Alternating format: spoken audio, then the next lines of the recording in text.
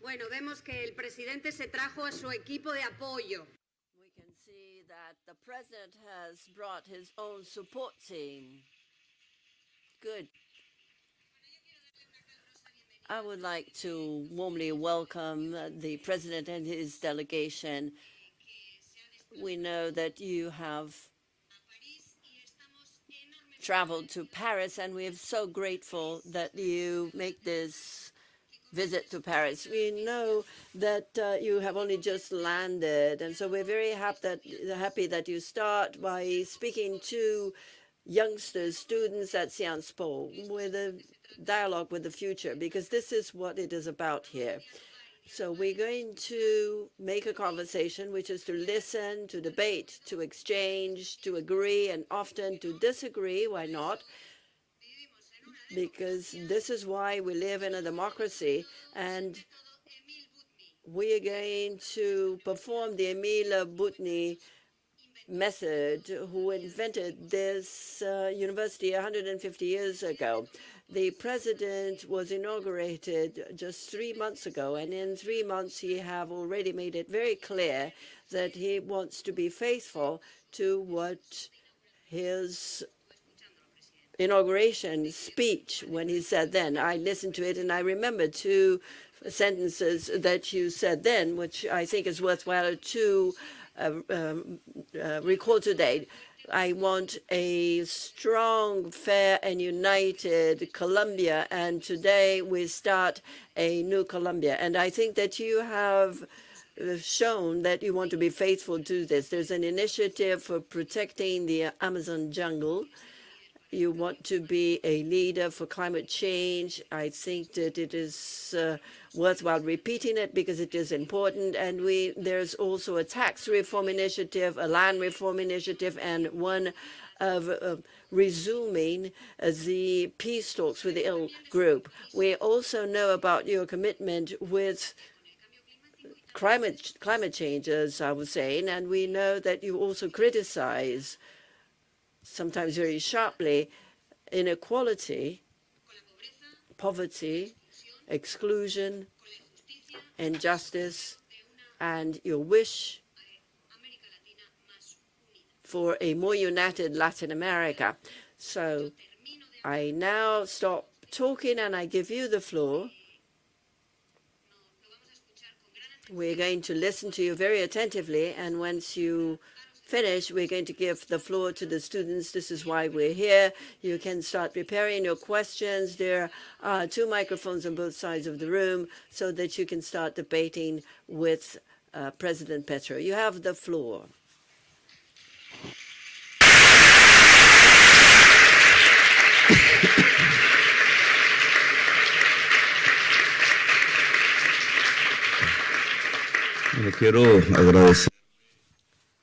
I would like to thank all of you, ladies and gentlemen, present here and as students of this university.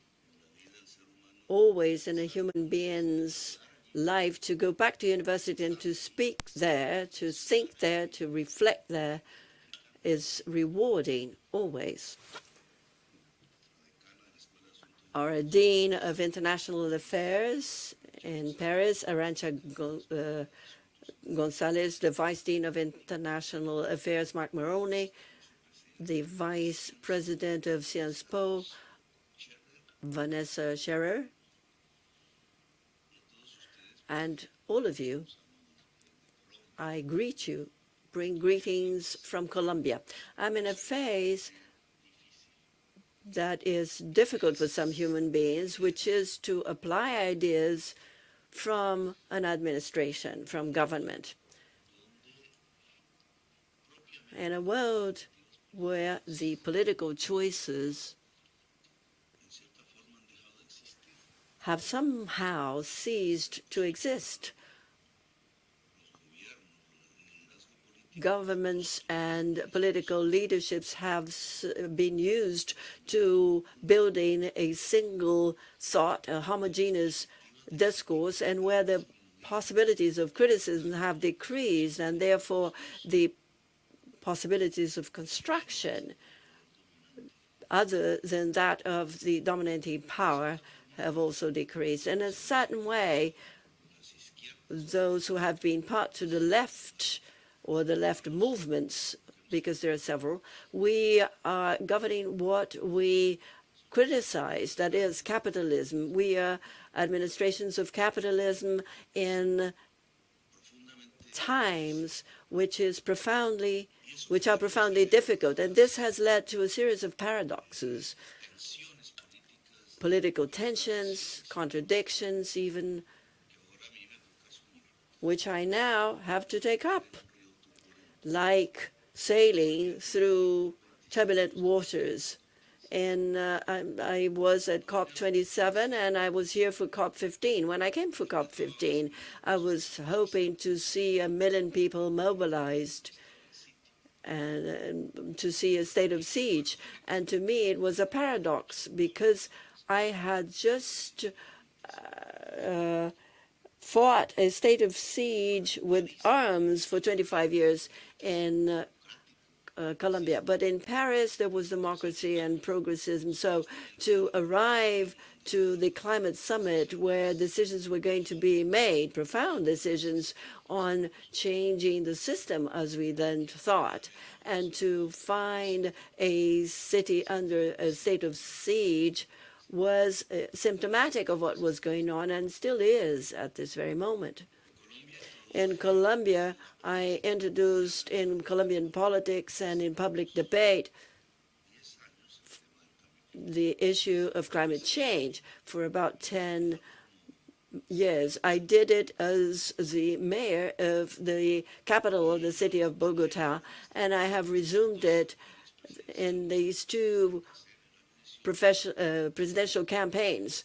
The previous one where I failed, and I have just been to COP27. This number has varied so much because 22 COPs have taken place, governmental meetings that have taken place since then. And we are in a worse situation. If we balance out what happened between 15 and 27, the situation is worse.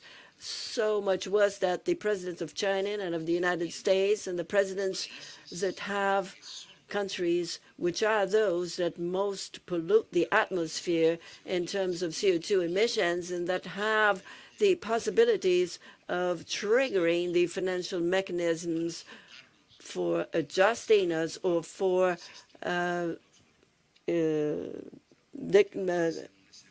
decreasing the global situation, did not come. So it became more of a technical meeting, and when the technical experts replace politicians and politics, this is technocracy. So COP has become a technocratic instance and no longer political, and technocracy is always conservative. The measures that come out of there are conservative ones,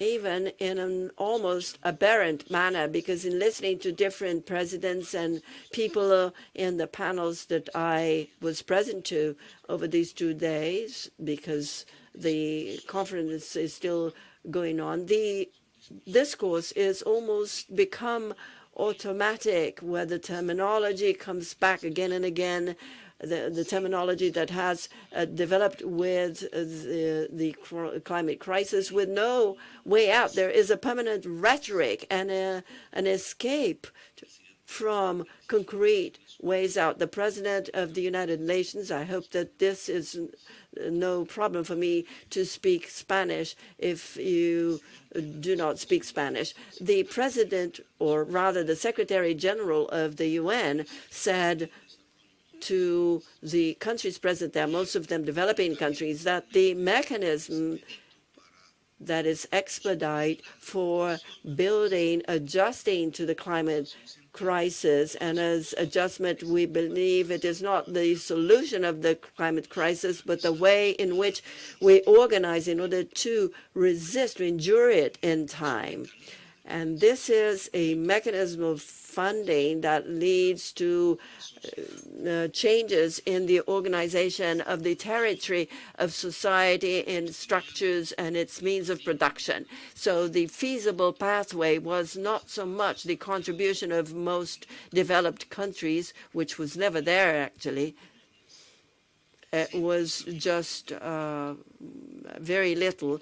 And there is the pathway of indebtedness, and to offer a developing country where the interest rates have gone up all over the world and where the virus have left economies over-indebted, that the pathway for adjusting to climate change's debt is not to be taken seriously. Many people protested, of course, but it is the tone of what we are living through, because the climate change, or the climate crisis rather, is not a transient episode that is frail or light for the history of humankind. If science is right, and we have no reasons to not believe in science because we are rational, and if we still want the 21st century to be a century of reason and not unreason, what science is telling us is that the climate crisis has the potential for extinguishing life on the planet, including human life. So this is no trivial problem. This is the worst problem of humankind. The climate crisis calls for academic analysis indeed, not just from the point of view of exact sciences, but rather from the point of view of human sciences, going back to this concept so much criticized by Foucault. And even more, it needs a political economic analysis. With the electoral campaign, I could not write a book that I wanted, and because I cannot find this book in the bookshops that I have been to. It seems that not much has been written on this topic. You can find analysis of journalists on the climate crisis, and you can find analysis by biologists and climate experts, geologists, and so on, which are people who showed the world that it existed. But from the point of view of economics, for instance, you cannot find it. And the climate crisis is an economic problem created and brought about by economics and with an effect on the economy.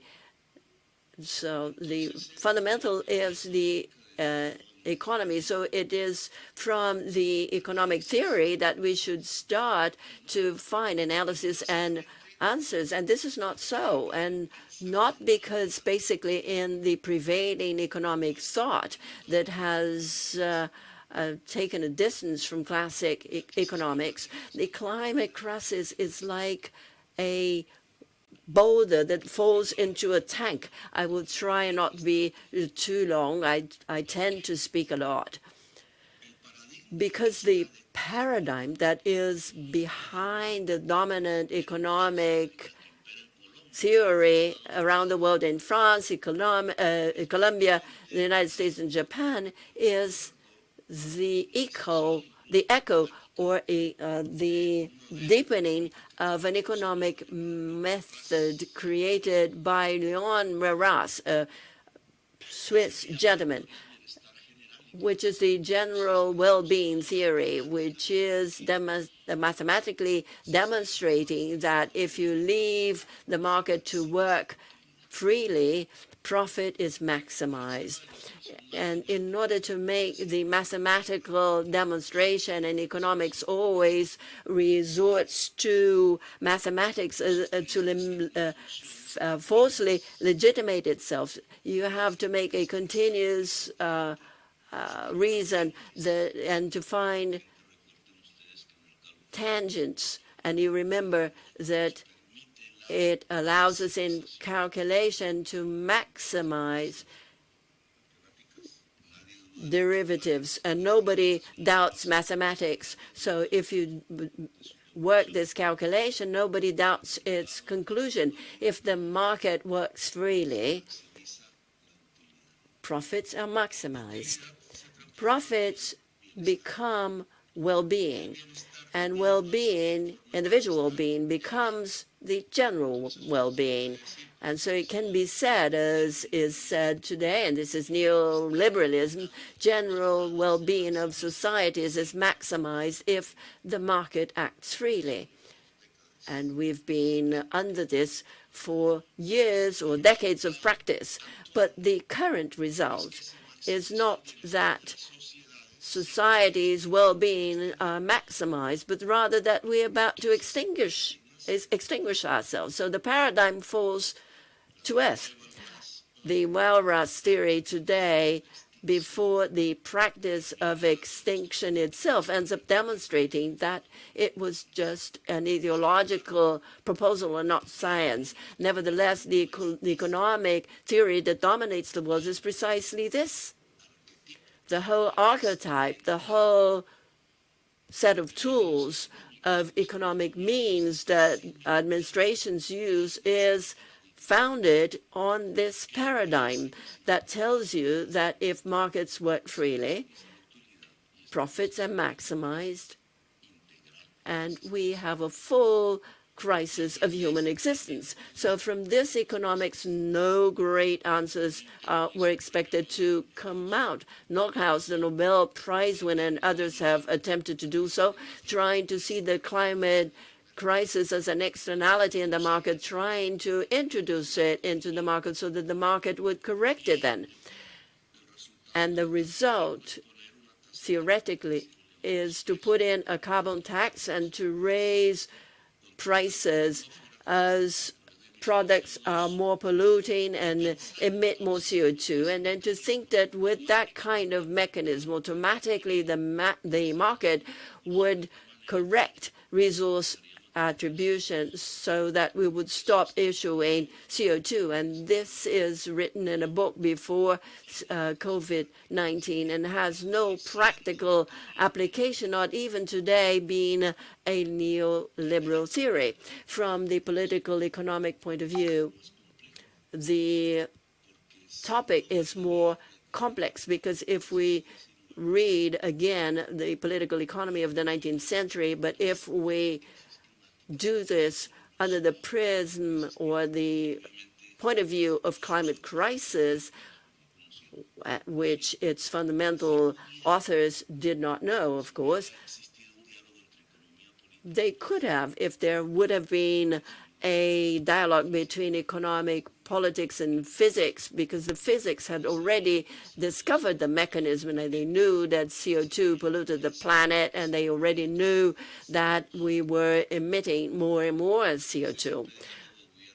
If this dialogue would have taken place, there would be a premature finding, but this does not take place. And the political economics, if we look at it from today's point of view, what we would find is that these laws that were found by those economists, Marx, Smith, and a third one, fundamentally applied today or seen today, explain the climate crisis, because they already had found a process of capital accumulation which is expanded and permanent, as they said. They had already discovered with their concepts around value rather than price, and of how profits could or capital could trigger an amplified mechanism that, like a hurricane, would reach all places on Earth and of human existence, just because capital looks for profit. They did not go as far as the atmosphere, but now we can use their analysis and relate it to the chemical analysis of the atmosphere, and to understand that the CO2 amplified accumulation, that is the chemical change of the atmosphere, is just a reflection of capital accumulation in the economy. Of course, From this idea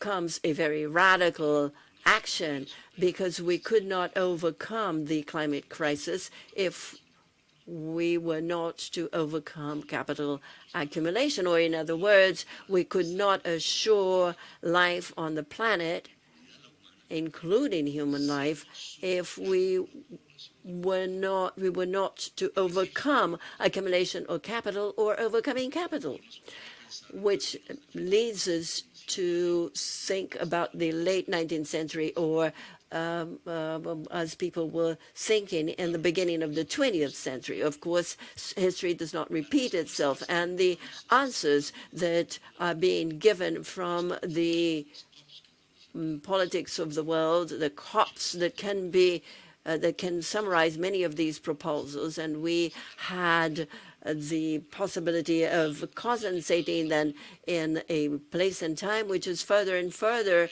away from humankind, because the place where I come from, it is a collection of beaches with no villages in the desert, where humankind cannot reach, only if it is by plane. And this is a proof of how decisions are being made with no human factor to it, democratic decisions that do not take this fact into account. If the climate crisis is the product of capital accumulation, and the solution cannot be democratic, they would have to be eminently political in the full sense of the word political. When we are at these times of the COPs, we understand the world of tension there is. The politician does like the ostrich. They don't speak about this. They talk about the climate crisis without connecting it to the cause. They try to hide the cause. The causes evaporate in international conferences because causes are related to the market and capital, and politicians are governing markets and capital, trying to do so with governance, with markets, and with capital. And I would say it's the other way around. It's the capital and markets that are governing politicians. So how could there be decisions made there that could help to solve the crisis of human existence right now? I don't think that they can be produced in those instances. Nevertheless, tensions are rising. And if the climate crisis is expanded, if it is a permanently amplified mechanism like capital in economics, what science tells us is that we are going to live worse and worse, and we can feel this. I was a survival of COVID, and there were so many that survived it and many did not. There are societies that are coming out of death, literally. And this crisis, health crisis, is not even over, and we don't even know the causes of the virus, which could also be related to the climate crisis, because the appearance of a greater and greater number of viruses also have to do with this, and the invisible effects are worse than the visible ones. Droughts have effects, floods have effects, the sea level rise have effects, the increasingly strong hurricanes have effects, but the worst is the invisible. It's the behavior and the roots of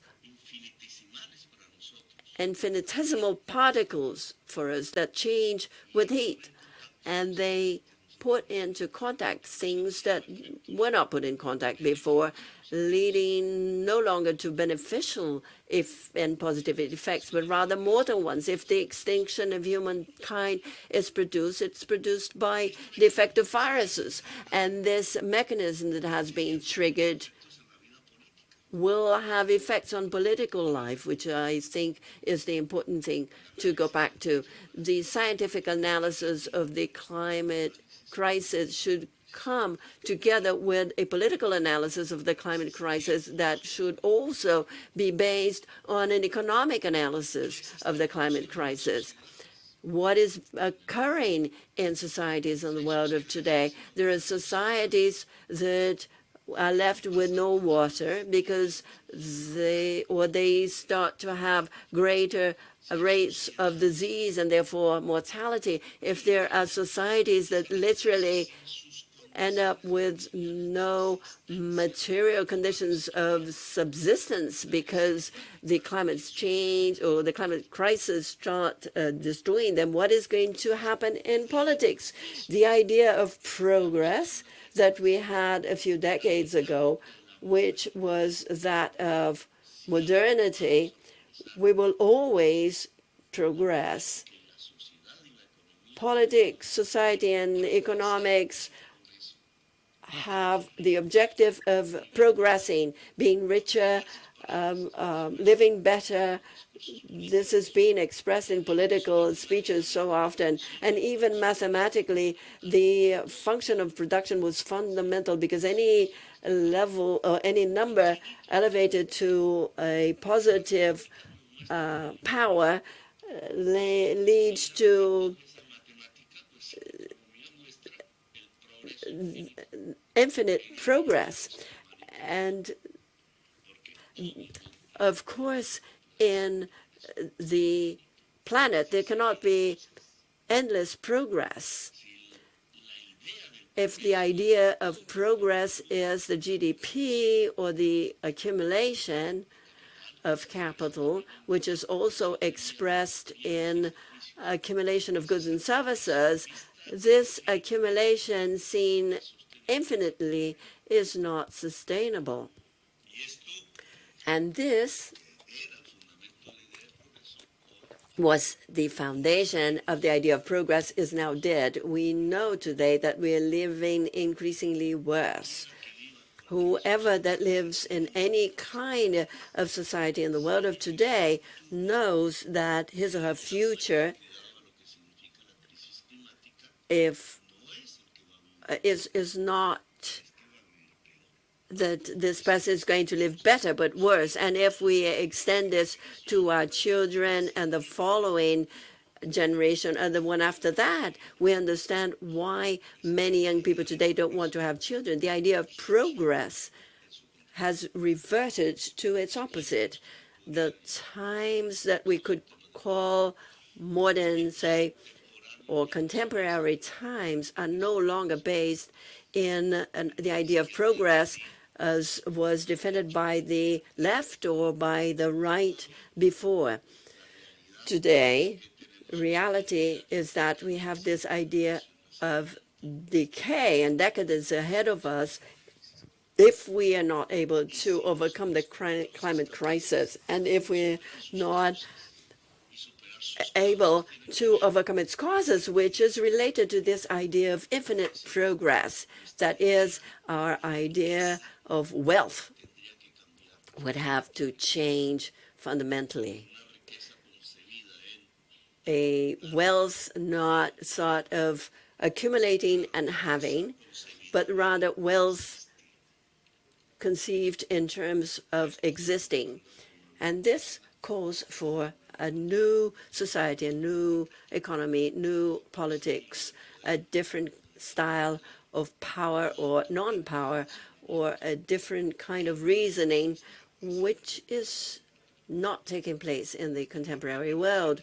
In COP27, I said before the presidents that were there that we are heading towards suicide with eyes wide open. If we look at the solution of stopping to consume coal, oil, and gas. If we say this in Colombia, what are they going to say? Let's say this to Venezuela, and what will they reply? Let's say this to the Arab countries, and what will they reply? Let's say this to the United States, who consume 60 times more and generate a lot more social equality than the rest of the world. The Gini coefficient can be measured in dollar terms, but also in CO2 terms. A new accounting would be very interesting to be implemented in a generalized way, not the dollar or euro, but the CO2 equivalent per ton, say, because social inequality is a inequality of CO2 emission. The richer ones emit more CO2. If we are poorer, we emit less CO2. We all suffer the consequences. So a solution would have to be that the rich would emit less CO2, and we would be talking about equality, a word so dear to Francisco or to Francis, but that would have to put in practice, because equality in terms of reducing CO2 emissions, but we are not the ones that have to decrease it. And I mean those of us who live in developing countries, but rather the richer layers of humankind that would have to stop emitting. So in political terms, we would have to be more equal. A technocrat would say, no, you're wrong, because if this wealth is produced without emitting CO2, if we change the technology, we can keep the standards of living as we know them today, but we will just change the technological chip.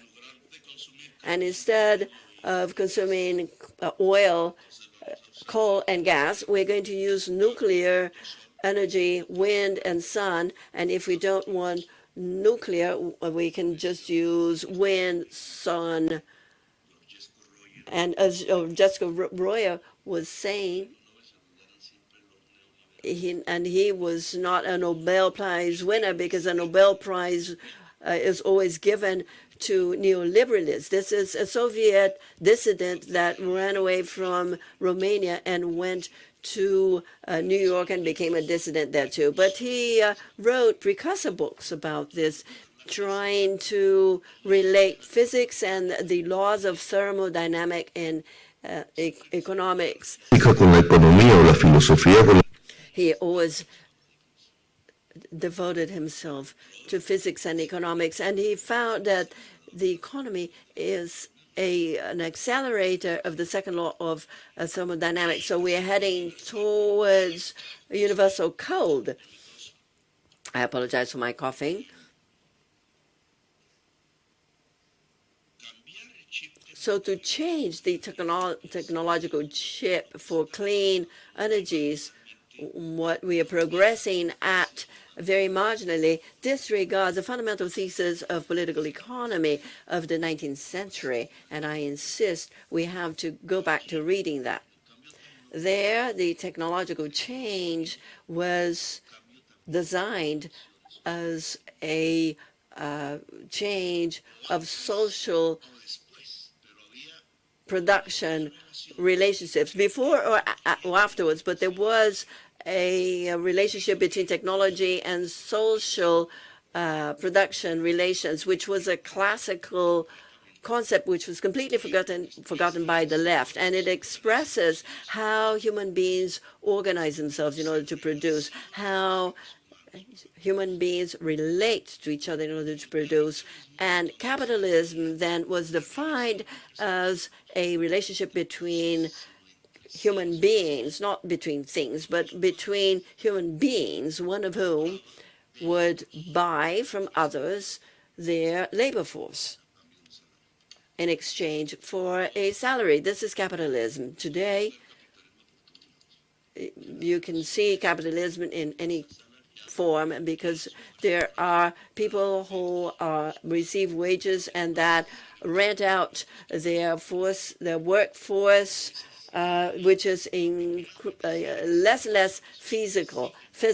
And so these social relations are still ongoing. But what happens to technology from clean energies and from the decarbonized economy, if we wanted to take this step and to save ourselves from the fundamental problem of humankind today, which is that of the climate catastrophe and therefore of existence? These new technologies, capital wants to put it to its service as if nothing was happening, but it doesn't change reality. If technology decreases the yield, it complains. And if clean technologies or decarbonized ones do not increase yield and profitability in terms of political economy, if exploitation does not increase, it is not used. So you can see reticence because these calculations are done individually. You can see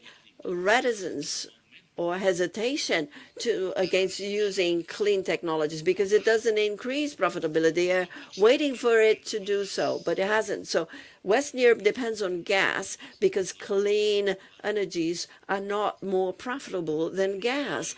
Green hydrogen, famous as it is a lot more expensive than gas, and therefore the Western world has decided to depend on gas. So it is a profitability criterion and not a technical political error. And if you start depending on gas, you see what's going on today. There are the wars for fossil economy, the invasion of Ukraine or the war in Ukraine or whatever you want to call it, depending on the political position, is yet another war of fossil economy. It is gas.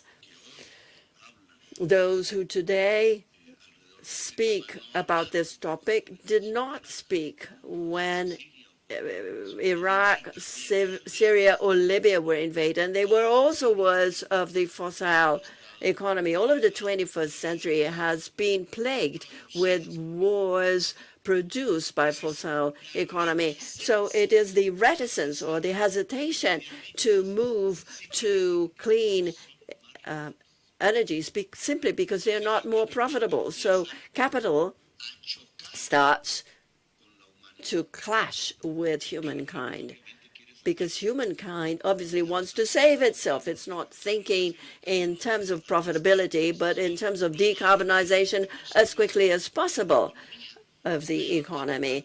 But capital does not decarbonize because it is not profitable. And the political tension undoubtedly is triggered.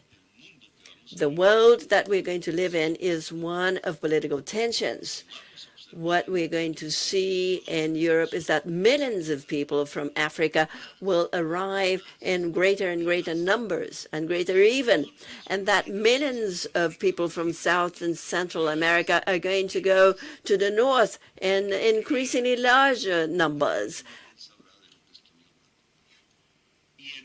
And in the north, the ideas of self-defense, of xenophobia, will grow increasingly and stronger to the point that they will stimulate through vote, raising the walls, triggering machine guns, and building concentration camps. From a negative point of view, we are approaching 1933, but at a global scale. From a positive point of view, and I end here because we have to move to questions, and there will be many,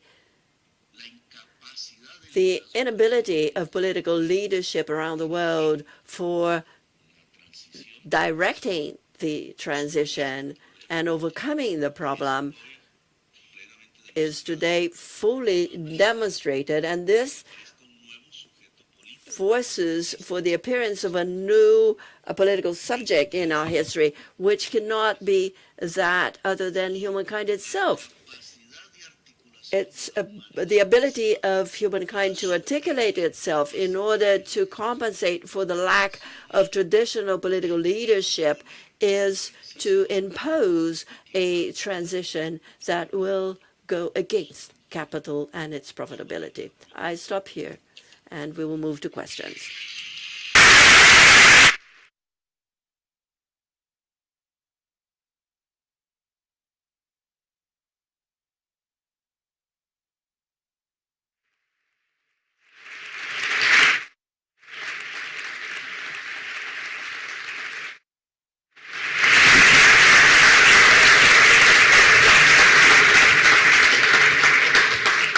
Las preguntas tienen... The question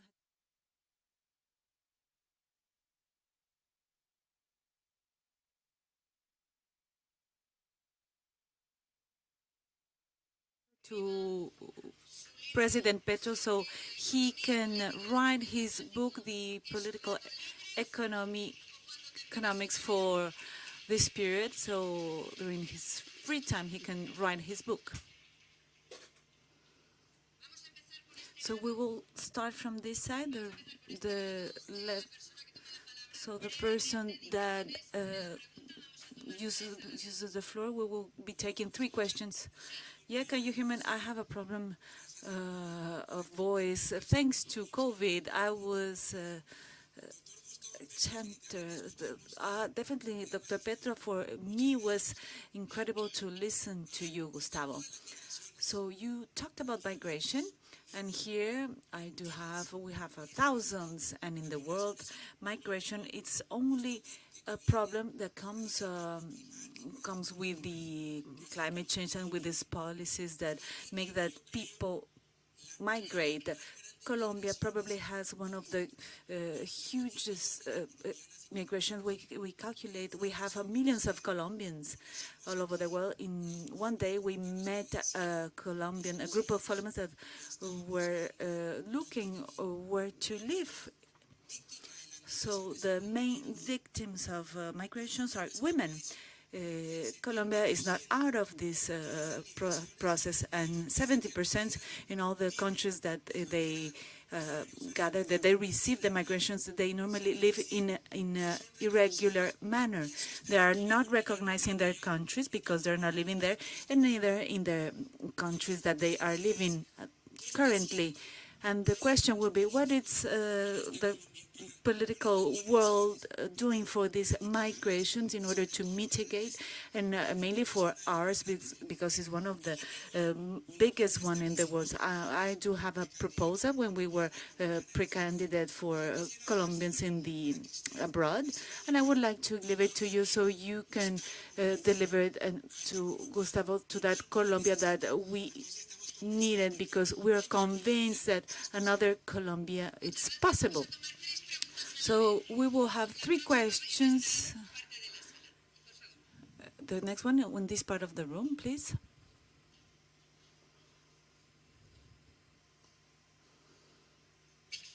We don't receive the microphone. We don't receive any sound from the booth. Sorry. No mic, no mic. We cannot listen in the booth. Sorry. We cannot listen on the booth. There's no mic. There's no sound in the booth.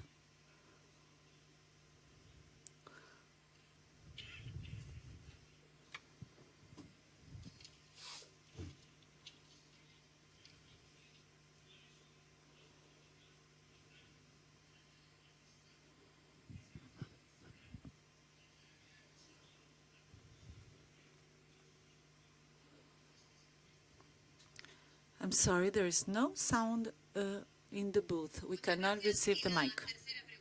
And the 3rd question. Good afternoon, Mr. President. I'm Alex Pomen. I'm a Colombian-American Swiss student here, an exchange student. And my question is a macro question. You talked about the promotions, the subsidies. We have no microphone. The microphone is turned off. So I would like to ask you, Mr. President, in your opinion, what is the role of the private sector, and what are the subsidies that could be that could be in place by the national government in order to battle against the climate change?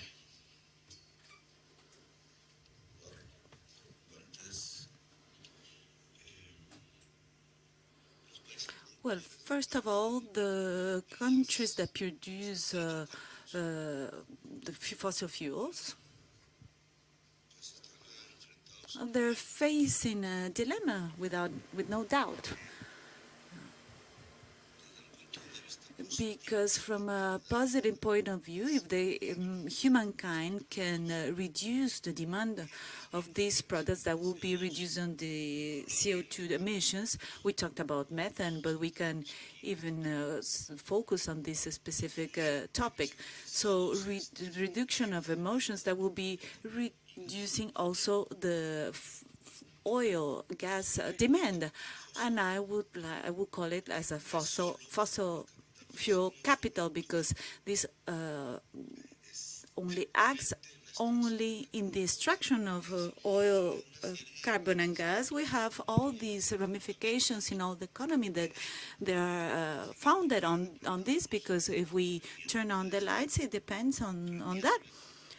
We're turning off the fuel economic car or whatever, what we do. So these countries, they are facing a dilemma, and the demand for those products, it will be reduced.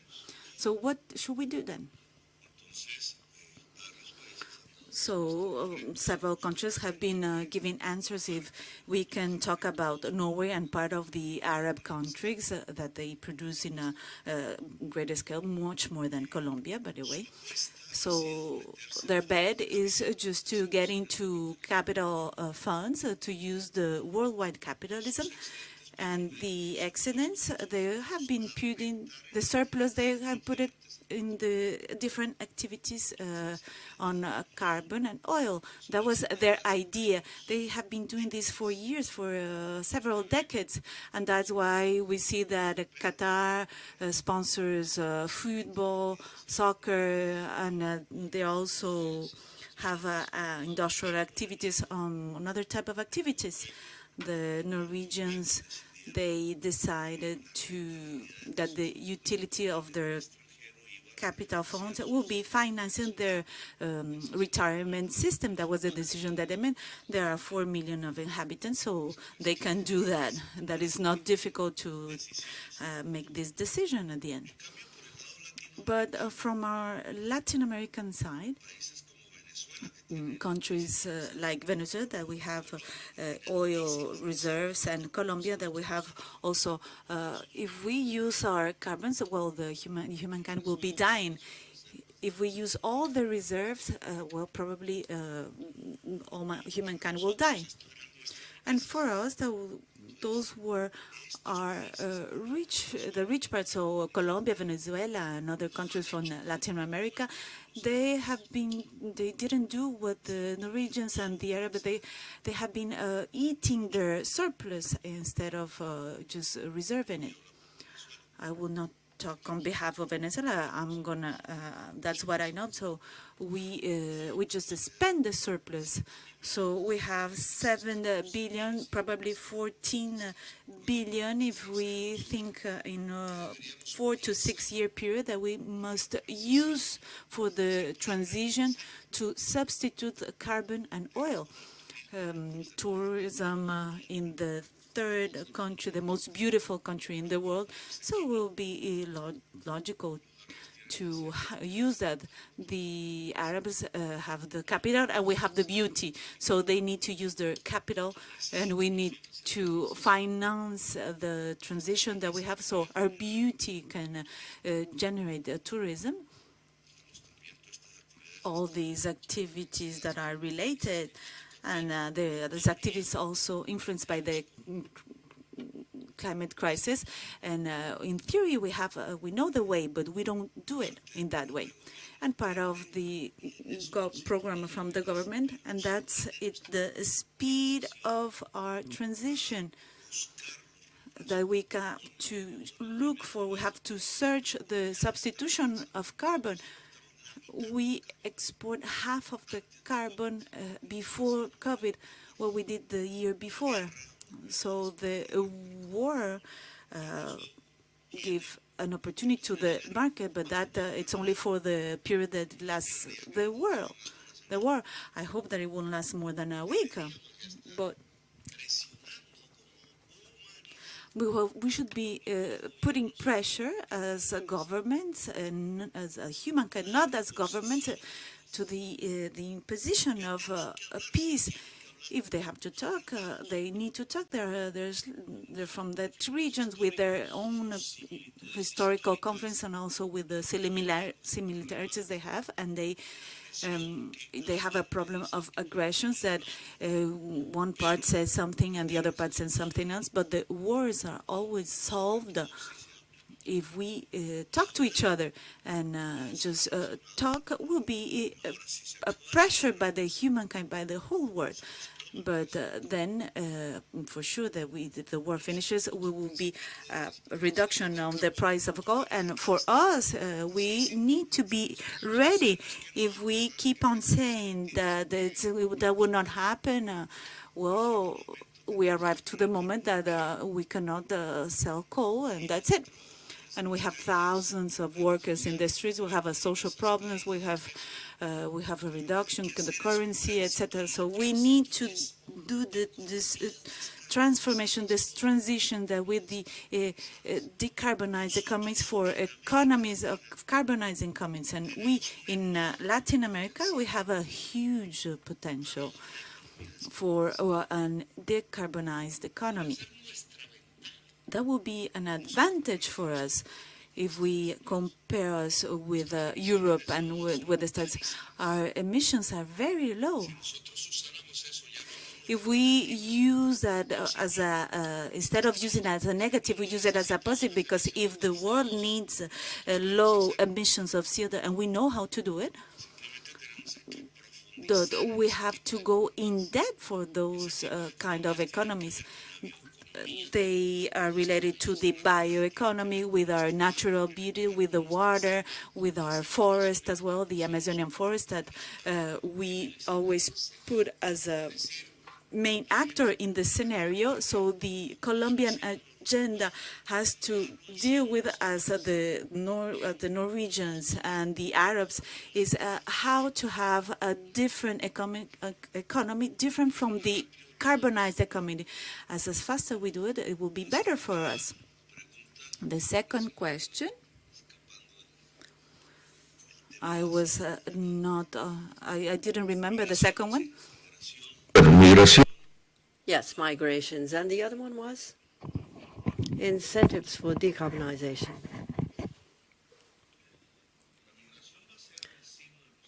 Migration is going to be the sign of times now.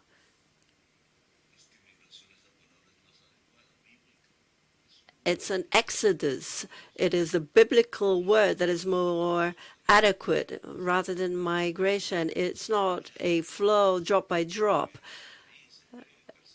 There are people who are prosecuted in countries and so on, or was that before? But now there are objective conditions that lead to not drop by drop migration, but to large exoduses.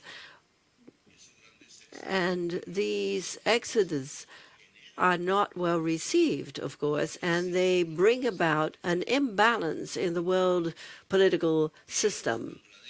If Bangladesh has to move to India or to the mountains because they're in a depression below the sea level, what happens? If the sea level goes up, they're flooded. And Pakistan has 2/3 of its territory currently flooded. So these are people who are not 10,000, 1 million, but it's 150 million people. Where are they to go?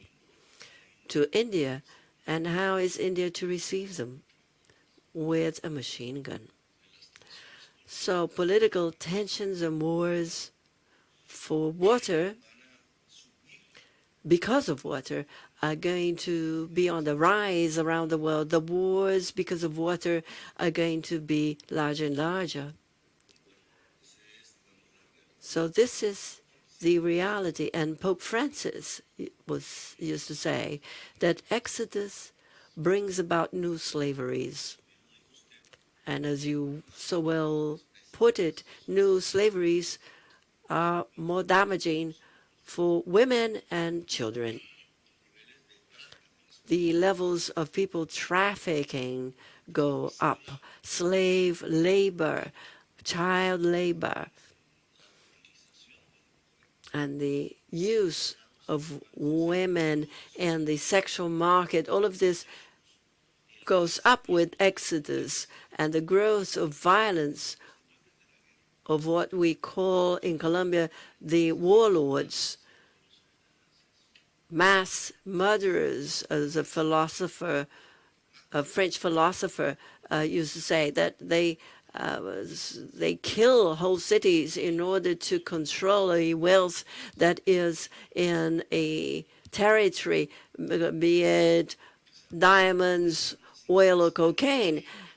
One appropriates it with guns, and it allows guns to be perpetuated and wars to be perpetuated that are not ended with negotiations that are not political, that only have to do with greed, and that destroy human rights of whole populations.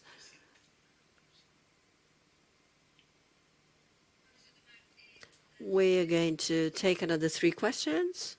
We start with you. Thank you very much, Mr. President, for your speech. I have a question more on foreign policy. I think that many people here heard about the controversies in the America's summit today, this year, and what is your view for the future of the American continent, and how important is it to keep diplomatic exchanges with people like Maduro and Ortega, despite the horrible human rights situation in those countries? Thank you. Now, on the other side, I'm afraid this microphone cannot be heard by the interpreters. We're awfully sorry. Latinoamericana de Ciospo, habla. Y pues como representante de esta asociación y también como colombiano, mi pregunta va más sobre el rol de la izquierda o la izquierda que ustedes, su gobierno, representan. Porque como colombiano y como representante, como estudiante de acá, me doy cuenta de las divergencias que existen en la izquierda en mi país, en Colombia. Entonces mi pregunta es, ¿cómo usted piensa articular su gobierno para responder a estas nuevas divergencias raciales, de diversidad sexual, feministas, ecologistas o otras? Y también A question about the left in Colombia. I'm sorry, this is all we could hear. Yes, y la tercera. Thank you very much. The third one. Good afternoon. Can you hear me well? Gabriela Torres is my name. I'm also from Colombia. I am taking a master's in international relations, and I'm slightly nervous. Thank you very much for being here. It is wonderful to have you here in this room. How can the full peace law bring results in terms of the climate crisis? And we know that there is structural and cultural violence in Colombia. Now, a question from the private sector about the role of the private sector with stimulus and lack of stimulus could become accelerators of transition. A transition is always from carbonized economies to a decarbonized economy. The private sector is what? It's capital. Because when we talk about the private sector, this category does not take into account farmers or peasants. We don't take them into account when we talk about the private sector. So it is a way of not saying what it really is. A farmer is private, and farming economy is private. It's not state-held. But when we talk about the private sector, we don't speak about them. We don't talk about popular economy, for instance, which is very large in our countries. The private sector is capital. Capital knowing what counts in terms of the climate crisis, as I said in the conference, it can be led by the state to turn into a driving force for the transition. This is a this is a question. Theoretically, capital can overcome the climate crisis. Can there be decarbonized capitalism? Only if non-fossil energies give more opportunities of profitability.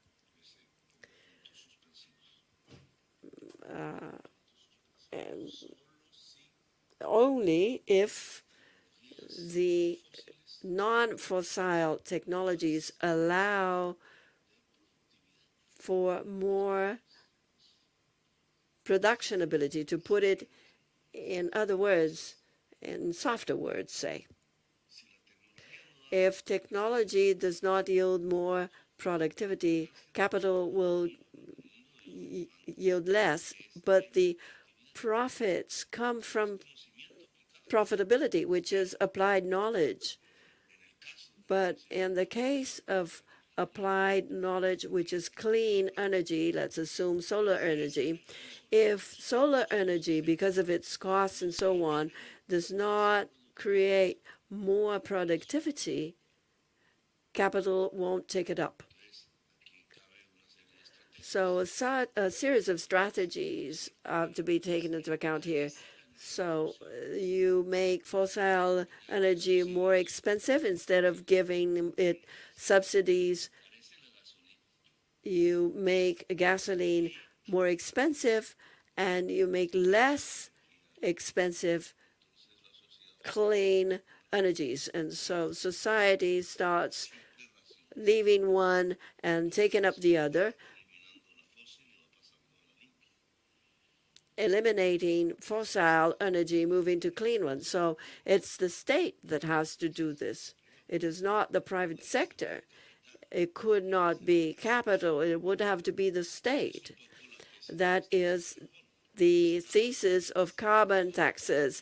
The state would have to be the leader of the transition, of energy transition and economic transition.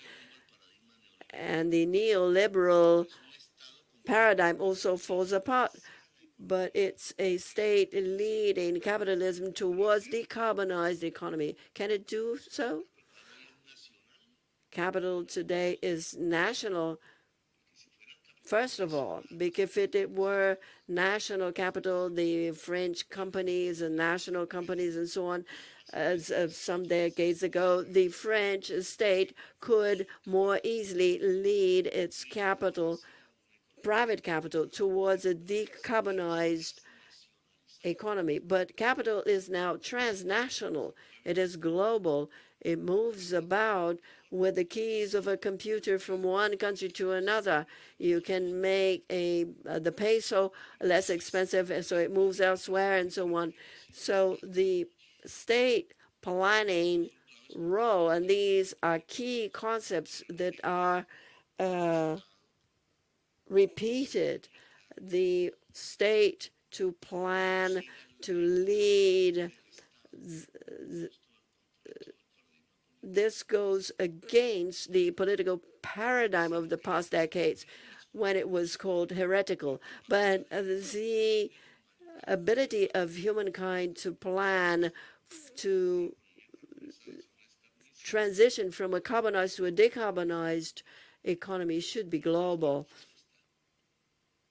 And the Chinese, for instance, because of their size, because of the weight of their population, because of its state, would have an ability to plan that they have not forgotten. And maybe this is the world race. If the Chinese, by means of their state planification, can transition towards a decarbonized economy, which would be essential for humankind because of its weight, and the United States, through their market, because its state does not have a planning ability, in its recent history, they cannot move to decarbonized economy, then China has won the race. China would have won the race because of its size and the size of its population and because of its ability to plan. But if we do not put this in terms of a race, but in terms of humankind, what would have is the UN should be developing a very high ability to plan publicly and globally in order to lead society and markets and even capital that is no longer national towards intense decarbonization processes. And this does not exist today. We proposed this in the 10 commandments, and we proposed 10 commandments of points, and this would be one of them: the ability to plan globally. America could have an electrical system from Alaska down to Patagonia, and because of South America's natural ability, it could have sources of clean energy, and we could provide clean energy to the United States generated in the South. How would we do that? We had to plan it. We have to bring governments together. We have to create a mechanism for funding of this, and we have to plan in time because the electrical grids are not connected. How do we connect them, and how do we generate in deserts, water, and sun the sources for feeding the system? It's planning, and it's not the market. The market is not going to disappear, but if we place the market in the central axis of the fight against the climate crisis, we will fail.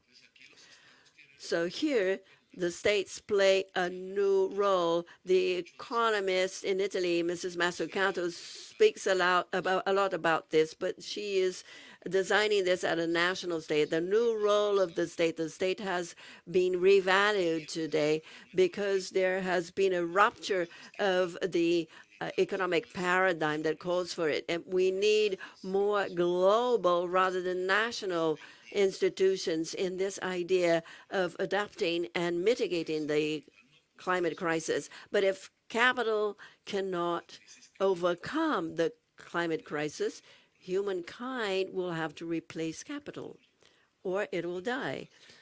This was written since the 19th century, the sentence, I mean. Capital produces the destruction of its bases, which is humankind and nature. This is being proven today, if it is able to do so or not. And so I have answered the question. So to answer the other ones will become increasingly difficult for lack of time. Maduro, Ortega.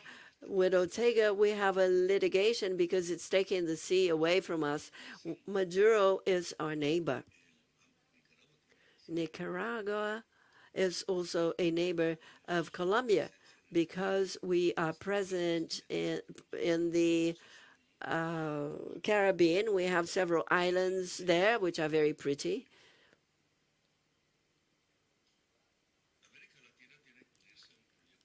Latin America has to unite around concrete projects.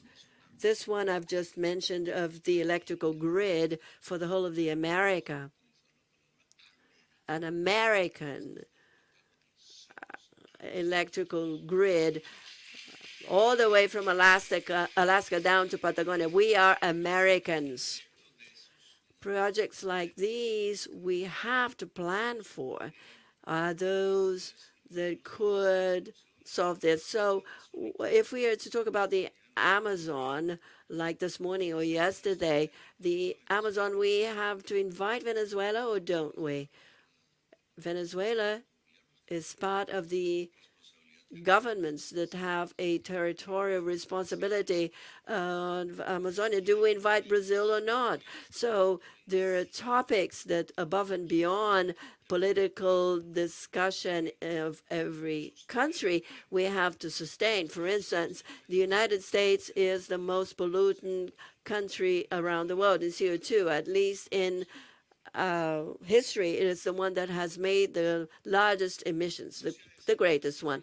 Russia is the third one. I saw a chart today which was very beautiful, a historical balance and not what you have to do, because every molecule put in the air 100 or 200 years ago, it's still up there heating up. So this is irreversible. So the Soviet Union has put some molecules up there, which has made Russia the third greatest emission of CO2 in recent history. China second, and by far the United States, which is the greatest CO2 emitter in the last century in the planet. So they're in the north emitting, and we have the Amazon jungle in the south, and that's the big sponge. It cannot absorb everything that is produced by the United States. If it were so, not even sowing the whole country, we won't get there. But it's still an important sponge. If it's not there, everything will accelerate in terms of time against lives. So it is an accelerator of death, and it is being destroyed, it's being burned. Millions of hectares are being burned every year, less and less of a forest every year. So a conversation that we have had with some European countries, the UK, Norway, and Germany, this would have to be a talk with the United States too, because if you're emitting and we have the sponge, we have to make a pact. First, that they emit less, and two, that we save the forest. And in order to save the Amazon forest, we have to have a counterpart, the United States and the governments that have a territorial responsibility on the jungle. And one of them is Venezuela. It's a beautiful opportunity for the United States and Venezuela to talk about something positive, which is saving the Amazon jungle, the Amazon forest.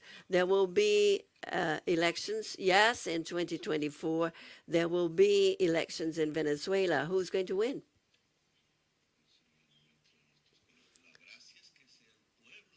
Well, the idea is that the Venezuelan people that expresses itself freely, and that the negotiations in Mexico should lead to this. One has to provide guarantees to the loser, whoever that may be. And the principle of politics in South America, and it's not that Colombians are the best placed to have moral authority to speak about this principle, but the opponent should not be physically eliminated, which is fascism. Well, in theoretical discussions, you're going to win me. But if I can summarize it in a sentence, fascism is the elimination of difference. The elimination of difference. In Latin America and South America, in Latin America as a whole, Latin is not a word that suits America, because we have Arabs, we have Africans, and First Nations peoples, and Latins. So Latin America is not quite Latin. We can talk to the Latins because they're also in our origin, but we are a bit more diverse than that. And Latin European societies are also getting to know this diversity, because with the Exodus, the history of Europe now is resembling our histories of the beginning of our countries in the Americas. So this unity of Latin America and of South America implies a political pact that is not the lefts or rights or whatever they're called, because even the political world in Latin America is not centered around lefts and rights, should not physically eliminate difference. The lefts have performed massacres in Latin America, and Colombia is a case like this. Any Colombian could speak about this, as we know, and this is fascism. It acquires other names and forms. So in Venezuela, a pact of living together is crucial. The loser should not be eliminated, just like us who won for the first time in the history of Colombia. We do not have an agenda of eliminating the opposition, and we don't want to have it, and we are not going to have it. Likewise, the rights, when they rule, they have no reason for eliminating difference, which in the case of right is the right is ourselves. So Venezuela has to build this pact of living together, but the thing is that it depends on them. We cannot impose this. I think that I have answered the question, and so I've answered them all. Oh no, the lefts. Well, that is for the whole conference altogether. Shall we end right after that? Yes. The left is a European concept that is not used in the United States. They talk about radicals and liberals. The political spectrum of the United States is more towards the right than in Europe. In South America, we don't talk about the left very much. The people don't speak about the left. It's more of an intellectual concept amongst ourselves. We talk about the left. And I use the concept of progressive because popular liberalism is what allowed us to win the elections. What is being formed in Latin America is big blocks, which could be called historical ones, blocks of powers that restrain fascism, because what is on the other side is political projects that seek to eliminate difference. And this is the fear they have in Venezuela, and we live through that in Colombia and in Brazil. So these big progressive blocks that Ola Rosa, I mean, I don't know what this is called, but it is not a project of the classical left, because then states would have to nationalize economies. If I was asked, is the pathway to nationalize economies, I would say no, to democratize economies rather. But this progressivism had a political agenda that failed in the past in South America recently, because it founded its proposal of social justice, which has been kept as a concept, on the national or the international price of fossil raw materials. That is the Chavez case. But we could see this with Correa and with the first Lula, with Chile, who was not there in the first case. So thanks to the Chinese and their demand, because of the European crisis of 2008, the Chinese decided to make strong economic investments, indebted themselves, and they saved capitalism in the crisis of 2008. They reinvigorated it, and for this they sent a lot of raw materials, copper and coals and oil. Copper is not fossil anyway. And so international prices went up, and that was the boom in Latin America, because this is what we were exporting. We thought that we were rich. We thought we were rich in Colombia. We saw the Spaniards and the Europeans in a crisis in 2008 through to 11, and we were wealthy, and the dollars and so on. The dollars of coal and oil. So Latin America was ruled by leftist parties and had a golden era, and it actually distributed these resources to the base of society, and it decreased social inequality, and it decreased poverty, substantially so. Lula, as he says, 30 million Brazilians that were taken out of poverty is no lie. And we ran an exercise in Colombia and in Bogota.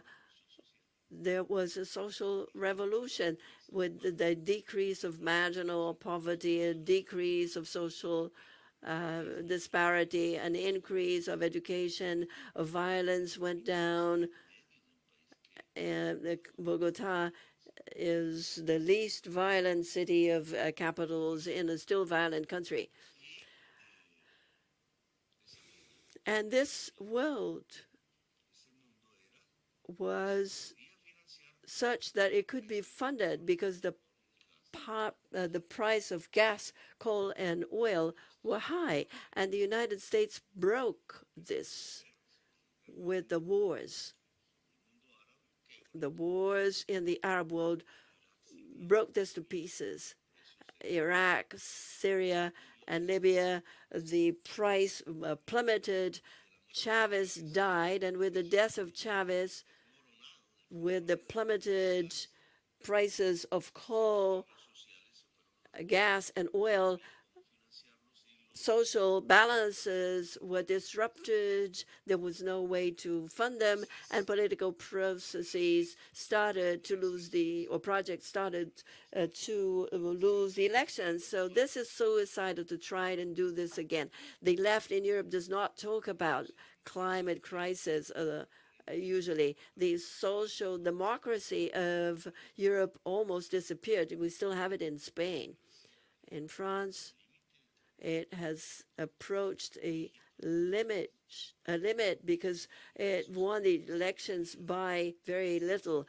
The democracies in Europe have disarticulated, and there's an alternative program amidst the climate crisis. The American left, which is the progressive left, has grown and has a weight in the Democrat Party,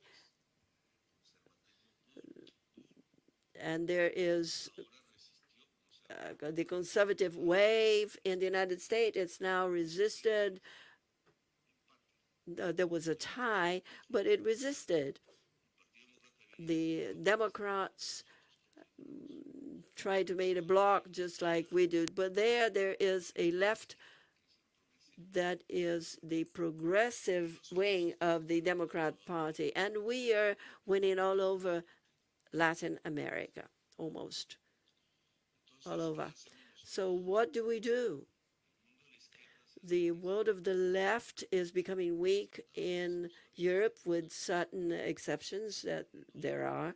The Northern American world is stuck, completely stuck. Biden will be there making pacts, and we won in Latin America. So what are we to do?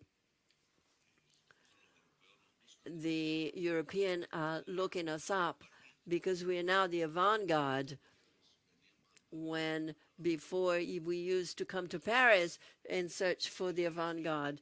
So we have to organize ourselves and to change the agenda. It cannot be that of fossil economy. And this is a discussion that we hold, and you put it very well. There are several discussions. When a project is based on reason, there will always be the principle of contradiction, of criticism, of expression in its contents, and these are not monolithical projects that automats, but these are free projects. In this measure, our agenda, I will make a similarity with South Korea because we were there to battle against with communists in 1951, and the Koreans, they actually they were much more poorer than us, so we were we believe us as saviors of the Koreans, and nowadays Korea is 6 times richer than us, and it's on a future and an avant-garde, just like because the income in Korea is even higher than the States. What was our mistake? I do believe that that's where the agenda is placed for the left side, because the Koreans, they didn't export the oil. That was our mistake. We stay with the same colonial economy. Instead of gold, we export the oil and the coal. So the Koreans, they didn't export oil in all the period that I was mentioning. What they did is the reform with North American sides, so they became the use of land and the price of land. I would like to do that, but I have problems with doing that. And from that reform, they started the industrialization process that at the end was founded of what we say is the knowledge society. That was the education for all the Koreans. That was good results with their problems, obviously, because we didn't do that actually. So Latin Americans, we don't even have these knowledge societies. We have not started the industrialization process and not even the land reforms. And I do believe that this is the agenda of the left side. That will be to have the foundation of the equality, and that's where the violence generates. And this process of industrialization, but in this century, in the 21st century, that will be a decarbonized industry. That's what we have been talking all these hours, and we can accomplish that if we can disseminate the knowledge in the whole society. If we give a step on education, and also quality on education, and also in the volume of education in the whole society, with all these steps, we will be always at the margin of the planet. If we accomplish these steps, and we can do it by ourselves, so our voice, a united voice, will be a voice that will be listened in the planet, so we can have this updated road. That will be the next step for the left, because if not, we will not reach to have this, because we will enter the barbarian world. That's what we see, like the years of the wolf in Earth. But I would like to thank to President, so because of his generosity, I would like to be also fair with people that are waiting for them outside. So maybe I would, because I don't think it's not fair for the ones that are waiting outside. So anyways, I would like to thank the President that had shown